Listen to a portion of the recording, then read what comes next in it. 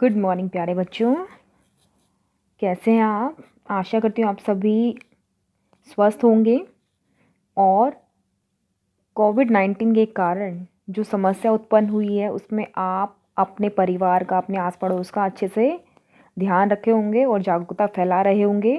उसी के चलते आज जो हमारी वर्कशीट के अंदर संदेश दिया हुआ है कोविड के संदर्भ में, वो है नियमित रूप से अपने हाथों को साबुन और पानी से धोएं और बाकी सभी सावधानियां बरतें ताकि आप इस संकट के समय में स्वस्थ रह सकें।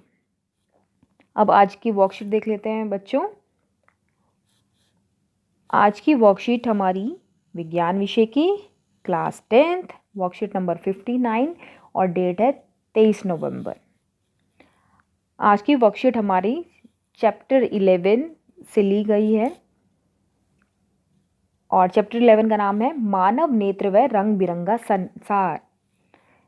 हम ये बात पहले भी कर चुके बेटा कि अपने आसपास के संसार को देखने के लिए दो चीज़ों की सबसे ज़्यादा ज़रूरत है। पहली मानव नेत्र, दूसरा प्रकाश। अब उसी के चलते हमने परावर्तन के बारे में जाना और अपवर्तन के बारे में जाना।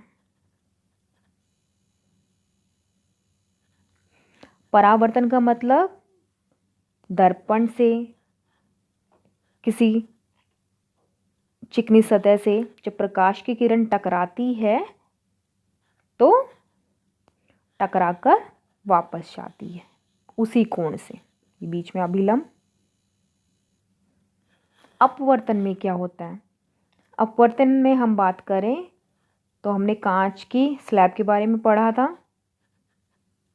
ये हमारा अभिलंब, इसके ऊपर प्रकाश की किरण गिरती है, कांच के अंदर प्रवेश करती है वायु से कांच में, यानी दो माध्यम की बात हो रही है। और फिर यहाँ फिर अभिलंब और ये फिर क्या होती है, ये बाहर निकलती है। तो ये हमारा हो गया अपवर्तन। आपको थोड़ा पिछली वर्कशीट रिमाइंड हो गई होंगी बच्चों। अब आज की वर्कशीट में आपको अपवर्तन की परिभाषा दे रखी है। अपवर्तन क्या है? प्रकाश के एक माध्यम से दूसरे माध्यम में प्रवेश करते समय अपने सीधे पथ से मुड़ने की घटना को अपवर्तन कहते हैं। यानी जब प्रकाश एक माध्यम से दूसरे माध्यम में जाता है तो वो अपनी दिशा से मुड़ता है, इसे हम अपवर्तन कहते हैं। इसी में आज हमें उदाहरण पढ़ना है प्रिज्म का। कांच की स्लैब हम पढ़ चुके हैं प्रिज्म। अब पहले जान लेते बेटा प्रिज्म होता क्या है। प्रिज्म यह कांच का बना होता है। आपने 7th क्लास और 8th क्लास में भी प्रिज्म देखा होगा एक्टिविटी में। इसमें दो त्रिकोणीय आधार व 3 आयतकार पार्श्व सतह, तो पार्श्व मतलब पीछे सतह होती हैं।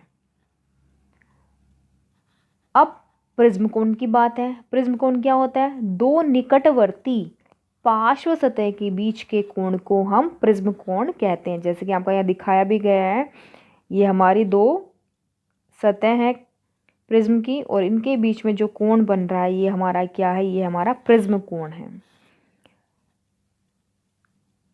अब प्रिज्म में अपवर्तन किस तरीके से कांच स्लैब से अलग है ये समझते हैं।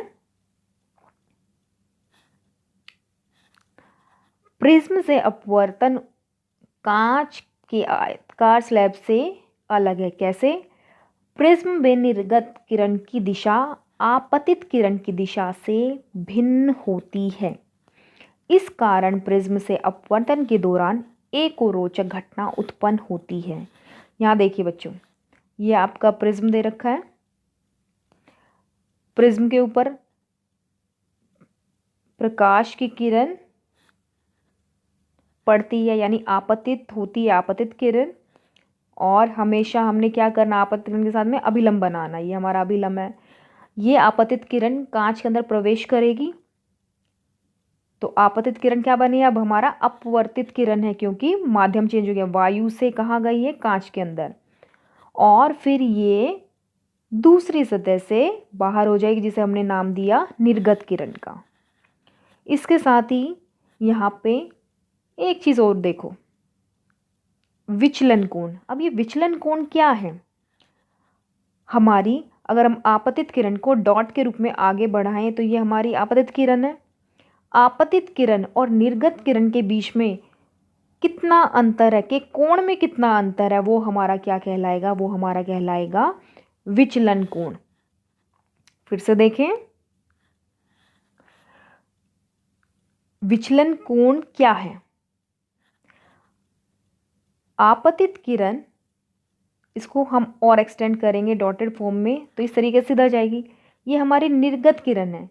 इन दोनों के बीच में जितने कोण का अंतर होता है, कितनी हमारी किरण बेटा मुड़ी है, तो वो हमारा कहलाता है विचलन कोण। और ये यहाँ से हम मापते हैं। इसका प्रैक्टिकल भी है, आप जब स्कूल आएंगे तो ये प्रैक्टिकल आपको कराए जाएंगे। अब यहाँ से डायग्राम और सिंपल वे में देखें। आपतित किरण, दूसरे वायु से कांच में गई तो अपवर्तित किरण, कांच से वायु में वापस निकले तो निर्गत किरण। 3 किरण की बात हुई है। और आपतित किरण और निर्गत किरण के बीच में जो कोण में अंतर है वो हमारा कहलाएगा विचलन कोण। आपसे पूछ लिया जाता है कि विचलन कोण से आप क्या समझते हैं, तो आप यहाँ लिखेंगे कि आपतित किरण और निर्गत किरण के बीच में जो अंतर होता है, जितने कोण का अंतर होता है उसे हम विचलन कोण कहते हैं। अब प्रिज्म के अंदर एक बहुत ही रोचक प्रक्रिया होती है जिसे हम कहते हैं विक्षेपण। आपने बच्चों देखा भी होगा कि जो साबुन का पानी है उसके अंदर प्रकाश जाता है तो 7 रंग हमें दिखाई देते हैं। या आप स्केल से भी स्कूल में खेलते हुए तो उसमें भी आपने 7 रंग देखे होंगे। और प्रिज्म भी आपने 7वीं 8वीं कक्षा में देखा होगा कि जब हम धूप में रखते हैं तो 7 रंग हमें, प्रकाश की किरण 7 रंगों में बढ़ जाती हैं। आपने इंद्रधनुष भी देखा है कि प्रकाश की किरणें, सूर्य के प्रकाश की किरणें जब पानी की बूंदों पे गिरती हैं तो 7 रंगों में टूटकर वो इंद्रधनुष बनाती हैं। ठीक है, आपको सारे ये एग्जाम्पल याद आ गए होंगे। तो अब विक्षेपण पे चलते हैं। विक्षेपण का मतलब है सूर्य का श्वेत प्रकाश। दिखने में पीला लगता है लेकिन हमारा एक्चुअल में सूर्य का प्रकाश कैसा होता है? श्वेत, वाइट लाइट। जब प्रिज्म से होकर गुजरता है तो प्रिज्म श्वेत प्रकाश को 7 अवयवी रंगों, अवयवी यानी पार्ट, उसके 7 कलर में तोड़ देता है, बंट जाना। तो ये है हमारा विक्षेपण, कि जब सूर्य का प्रकाश, श्वेत प्रकाश प्रिज्म से गुजरता है तो वो 7 भागों में टूट जाता है। और इसको आपने अभी तक आज तक पढ़ते आए हो, इसको क्या कहते हैं हम? विबग्योर। यहाँ पे बेटा देखो ये प्रिज्म दे रखा है आपका, और ये आपके कलर्स। सबसे ऊपर हमारा दिखा रखा है रेड, रेड यानी लाल। यहाँ पे इतने सुंदर से दर्शा, देखो जो बैंगनी कलर है उसको बैंगनी कलर से लिखा है, जामुनी को जामुनी से, ब्लू को ब्लू, ग्रीन को ग्रीन कलर से, येलो को येलो, ऑरेंज, रेड। तो ये कलर अगर आप देखोगे तो ये, इससे भी आप याद कर सकते हो। और याद करेंगे, टैग लाइन है विबग्योर। सबसे नीचे वॉयलेट माने बैंगनी, और सबसे ऊपर होता है रेड। और इसको हम कहते हैं अवयवी वर्णों के, यहाँ पे इसको ठीक कर ले बेटा, के है ये, के बैंड को, इस बैंड को स्पेक्ट्रम कहते हैं। यानी जब प्रकाश, सूर्य का सफ़ेद प्रकाश 7 रंगों में बढ़ जाता है तो इसके रंग एक बैंड के रूप में, एक पैटर्न के रूप में व्यवस्थित हो जाते हैं, जिसे हम कहते हैं स्पेक्ट्रम। ये भी आपसे पूछा जाता है बेटा, स्पेक्ट्रम की परिभाषा लिखिए। तो आपको ये चीज़ यहाँ से समझ में आ गई होगी। अब ये स्पेक्ट्रम बनने का कारण क्या है? सूर्य का प्रकाश 7 रंगों से बना होता है, पता चल गया, याद भी हो गए होंगे। हर रंग का अपना अलग अलग तरंग धैर्य होता है। तरंग धैर्य सुन के कुछ याद आया? ये आप अभी 9th क्लास में पढ़ते हुए आए हैं, 8th में भी पढ़ा था। तरंग धैर्य हमारी जो प्रकाश की किरणें हैं वो क्रस्ट और ट्रफ, ये देखो इस तरीके से चलती है। जो ये ऊपर वाले भाग हैं, और एक होते हैं ये नीचे वाले बार। तो जो लगातार जो इनको कहते हैं बेटा शिखर, और इंग्लिश में कहते हैं क्रस्ट। इनके बीच की दूरी को हम तरंग दैर्घ्य कहते हैं। तरंग दैर्घ्य तरंगों के दो लगातार शिखरों के बीच की, या गर्त, गर्त माने जो गहराई है, इनके बीच की दूरी को हम कहते हैं। याद आया कुछ आपको? अब यहाँ पे देखें, जो लाल रंग है, लाल रंग में ये दूरी क्या है? ज़्यादा, यानी लाल रंग के तरंग दैर्घ्य ज़्यादा है। उसके बाद फिर नीचे आके देखें, इस यहाँ पे आपको और क्लियर होगा कि जो हमारा वॉयलेट, वॉयलेट माने बैंगनी रंग है, उसकी तरंग दैर्घ्य दो शिखरों के बीच की दूरी क्या है? कम है। तो हर रंग का अपना अलग अलग तरंग दैर्घ्य होता है। सूर्य का श्वेत प्रकाश जब प्रिज्म से गुजरता है तो उसमें उपस्थित सभी वर्ण, वर्ण माने रंग, अलग अलग तरंग दैर्घ्य होने के कारण प्रिज्म से निर्गत होते हैं। निर्गत का मतलब निकलते हैं, और हमें क्या प्राप्त होता है? स्पेक्ट्रम। यानी जैसे ही प्रिज्म के ऊपर सूर्य का प्रकाश पड़ता है, प्रिज्म के अंदर जाता है, तो वो 7 रंगों में बट जाता है, जिससे हमें ये स्पेक्ट्रम मिलता है, ये पैटर्न मिलता है कलर्स का, और हम इस प्रक्रिया को क्या कहते हैं? विक्षेपण। ये आपकी बात नोट करने लायक बेटा, इसको अच्छे से ध्यान रखिए। लाल रंग का तरंग दैर्घ्य सबसे अधिक होता है, आपसे पूछा भी गया, और यहाँ देखिए वर्कशीट में दे रखा है क्वेश्चन नंबर 3 में भी लाल रंग का तरंग दैर्घ्य सबसे क्या होगा? यहाँ पे आपका यहाँ से आंसर मिल गया आपको क्वेश्चन नंबर 3 का, सबसे अधिक होता है, और यह सबसे कम मुड़ता है। सबसे अधिक तरंग दैर्घ्य तो कम मुड़ती है, इसलिए जो हमारे खतरे के सिग्नल्स होते हैं, आपने देखा ना, खोपड़ी बनी होती है, कहीं पे गड्ढा होता है या रोड पे कुछ काम चल रहा होता है, तो वो लाल रंग का बना होता है। वो इसलिए क्योंकि प्रकाश कम मुड़ता है, वो एक ही जगह पे रहता है। तो अगर कोई वाहन आ रहा है, उसके प्रकाश पड़ता है, तो वो कलर वहीं पे रहता है। और बैंगनी रंग का तरंग दैर्घ्य सबसे कम होता है। यहाँ पे बेटा ये कम है, इसको ठीक कर लें, सबसे कम होता है, करेक्शन करें बेटा यहाँ पे। और ये सबसे अधिक मुड़ता है, तो आपसे पूछा भी जाता है, और ये यहाँ पे देखिए आपके क्वेश्चन में कि वह बैंगनी का डैश सबसे कम होता है। क्या कम होता है? तरंग दैर्घ्य सबसे कम होता है। इसलिए जो हमारा आकाश का रंग है, वो नीला रंग है या बैंगनी रंग है, वो पूरा फैल जाता है, क्योंकि वो मुड़ जाता है आराम से। जो वायुमंडल में कण हैं, वो आसानी से नीले और बैंगनी रंग को फैला देते हैं, क्योंकि उसका तरंग दैर्घ्य कम होता है। तो ये इसको बहुत अच्छे से करें, आपको यहाँ से डेफिनेटली आपको बोर्ड परीक्षा में क्वेश्चन मिलेंगे ही मिलेंगे। तो इसको अपना स्टार मार्क कर लें। नेक्स्ट, इंद्रधनुष। इंद्रधनुष देखा है, अच्छा लगता है, पर ये बनता कैसे है इसको समझ लेते हैं। यह एक प्राकृतिक स्पेक्ट्रम है। तो स्पेक्ट्रम बेटा आप जान चुके हैं कि स्पेक्ट्रम क्या होता है? 7 रंगों का पैटर्न या 7 रंगों की व्यवस्था को हम क्या कहते हैं? स्पेक्ट्रम कहते हैं। जब श्वेत प्रकाश प्रिज्म या किसी कांच की सतह में से गुजरता है तो वो 7 रंगों में बट जाता है, इसे हम स्पेक्ट्रम कहते हैं। अब इन्होंने कहा प्राकृतिक स्पेक्ट्रम है। प्राकृतिक का मतलब इसको इंसान ने नहीं बनाया, इंद्रधनुष इंसान नहीं बनाता, ये प्रकृति में खुद से बनता है। अब ये कैसे बनता है वो देखते हैं। यह वायुमंडल में, यहाँ साथ में डायग्राम है, इसकी मदद से देख लेते हैं बच्चों।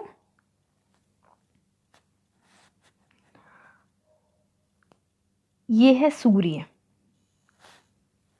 बारिश होती है, बारिश होने के बाद जब बारिश हो रही थी तो क्या आपको तभी दिखाई देता है इंद्रधनुष? दिमाग लगाओ, सोचो।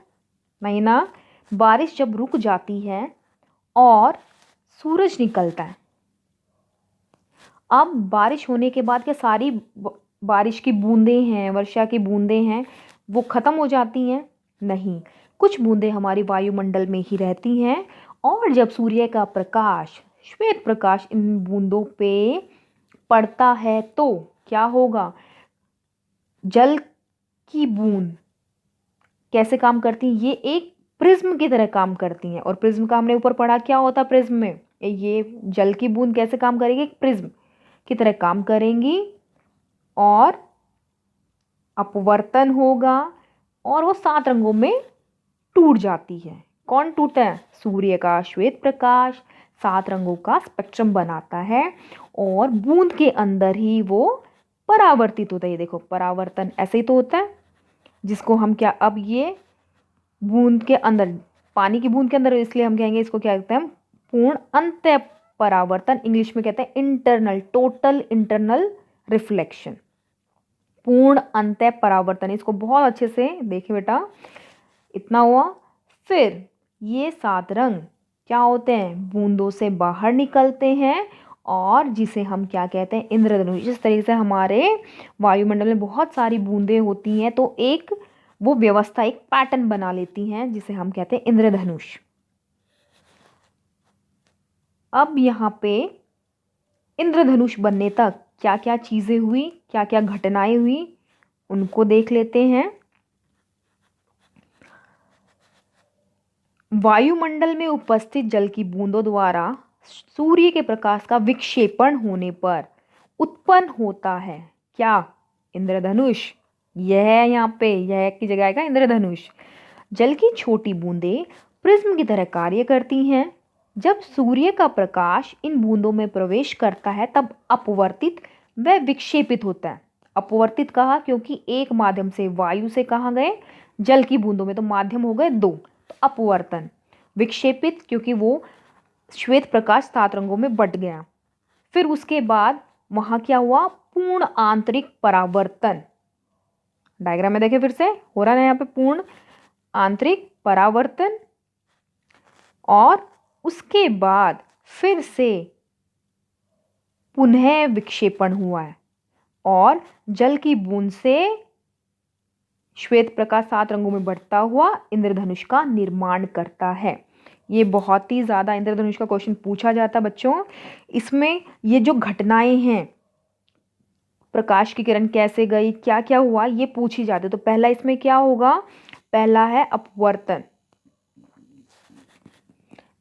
पहला आएगा अपवर्तन। अपवर्तन के बाद दूसरे नंबर पे विक्षेपण, तीसरे नंबर पर पूर्ण आंतरिक परावर्तन और चौथे नंबर पर फिर से विक्षेपण।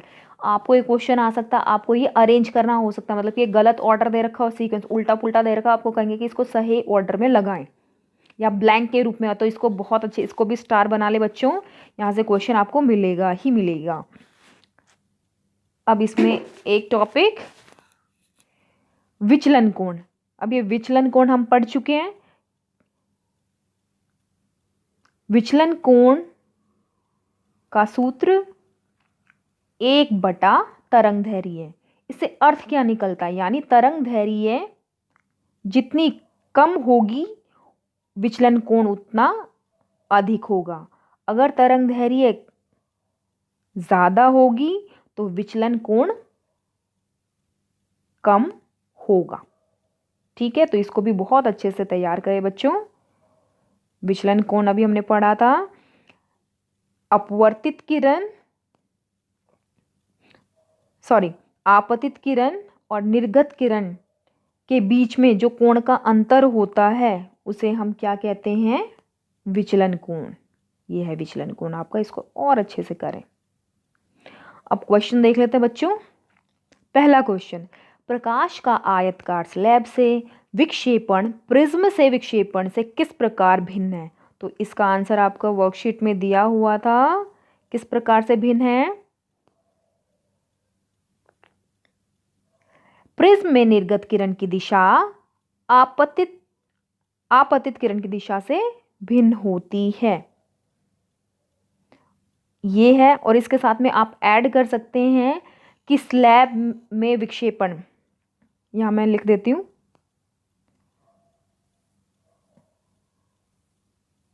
कांच की स्लैब में विक्षेपण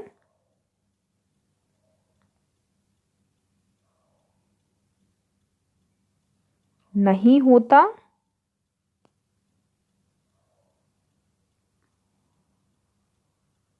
प्रिज्म में विक्षेपण होता है। और विक्षेपण आपको पता है क्या होता है? ठीक है, तो आपके यहाँ से 2 पॉइंट हो गए क्वेश्चन नंबर 1 के। नेक्स्ट क्वेश्चन बच्चों, इंद्रधनुष का निर्माण किस प्रकार होता है? देखो क्वेश्चन कहा था ना आएगा, आ ही गया। तो यहाँ से यहाँ तक पूरा, और साथ में ये डायग्राम भी बहुत बहुत अच्छे से बनाना है, इसको बहुत अच्छे से प्रैक्टिस करें बच्चों, इनमें से क्वेश्चन आता ही आता है बच्चों, बहुत अच्छे से। लाल रंग का तरंग दैर्घ्य सबसे, यह भी डिस्कस करें, सबसे अधिक, वो बैंगनी का तरंग दैर्घ्य, यहाँ तरंग दैर्घ्य के लिए जगह छोड़ी हुई है, तरंग दैर्घ्य वेवलेंथ कहते हैं बेटा इंग्लिश में। क्वेश्चन 4, किसी प्रिज्म का विक्षेपण कोण किसे कहते हैं? तो यहाँ से अभी हमने देखा था, तो आप यहाँ से लिख सकते हैं। पहले तो ये डायग्राम भी बनाएंगे। विक्षेपण कोण मैं यहीं पे लिख देती हूँ, विक्षेपण कोण आपतित किरण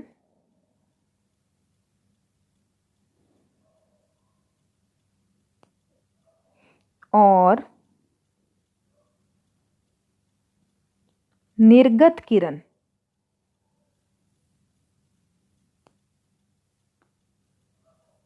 के बीच कोण के अंतर को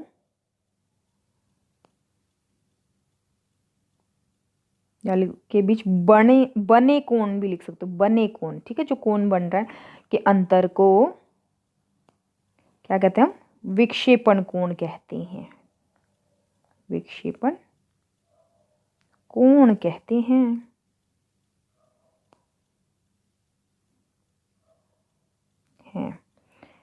ठीक है, और साथ में आपको अब ये नोट कर, साथ में आपको ये डायग्राम भी बनाना अपना क्वेश्चन नंबर 4, क्वेश्चन नंबर 4 के लिए। और आप इस फॉर्मूले को भी लिख सकते हैं साथ में, ये भी आपको काफ़ी क्वेश्चन में हेल्प करेगा, ये आपका फॉर्मूला भी। तो आपको वर्कशीट समझ में आ गई। अपना ध्यान रखें, सबका ध्यान रखें, और सारे सावधानियां बरतें बेटा कोविड-19 से बचने के लिए, और वर्कशीट को अच्छे से सॉल्व करें। Thank you.